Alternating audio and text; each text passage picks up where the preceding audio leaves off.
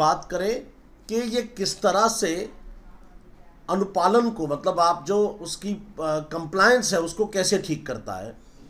तो जैसा मैंने कहा कि जब हमारा मैनुअल प्रोसेस है ही नहीं कहीं पे, जब हम ऑटो रिकन्सिलेशन करने लग गए इनवॉइसेस की, ई वे बिल्स की, पूरा सिस्टम आपको दे रहा है, तो उसके अंदर आपके पास रियल टाइम डाटा अवेलेबल है। उसका बेनिफिट ये है कि कोई गलतियां होने का चांसेस नहीं है, और दूसरा फ्रॉड को जल्दी पकड़ा जा सकता है।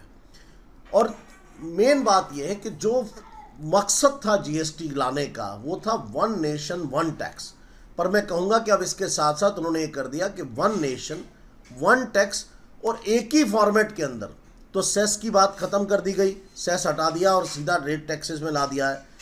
और मैंने अभी भी कहा कि फास्टर रिफंड, जब रिफंड आपका फास्ट होगा तो उसका असर जो है जल्दी दिखाई देगा, उससे लिक्विडिटी बढ़ेगी मार्केट में, और उससे जो है बाजार पर बहुत बड़ा फर्क पड़ने जा रहा है। अब आते हैं आगे की तरफ कि कैसे ये अफोर्डेबल हो गया। जब रेट कट हुए, जब प्राइस सस्ता हुआ, हम सब ने देखा बाजारों में एडवर्टाइजमेंट्स को ऑटोमोबाइल की किस तरह से आपके विज्ञापन दिए गए, कैसे गाड़ियां सस्ती हुई। 22 सितंबर से पहले ही गाड़ियां डिस्काउंट पर मिलनी शुरू हुई, स्टॉक की वजह से या किसी भी वजह से, उसका जो फर्क था वो दिखा। कैस्केडिंग इफेक्ट नहीं है, खाली ऑटोमोबाइल की बात नहीं है सर, ये ऑटोमोबाइल के जो पार्ट्स जो गाड़ी को बनाने के लिए लग रहे हैं उस पर जो कैस्केडिंग इफेक्ट होता था उस पर भी तो रेट घटे, उसके रेट घटने का भी असर हमें साफ दिखाई देगा। उससे सस्ता खाली गाड़ियां ही नहीं हुई, आपके टीवी, मोबाइल, अप्लायंसेज भी सस्ते हुए।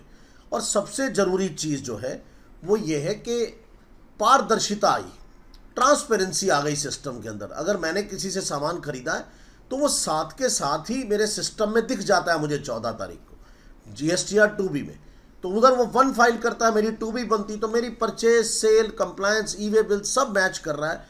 अब जब सब हर महीने में मैच कर रहा हूँ, मेरी ऑटोमेटिक रिकन्सिलेशन हो रही है, तो मेरा कोई इशू किसी प्रकार का नहीं है जो बाद में जाके मेरे को प्रॉब्लम क्रिएट करेगा।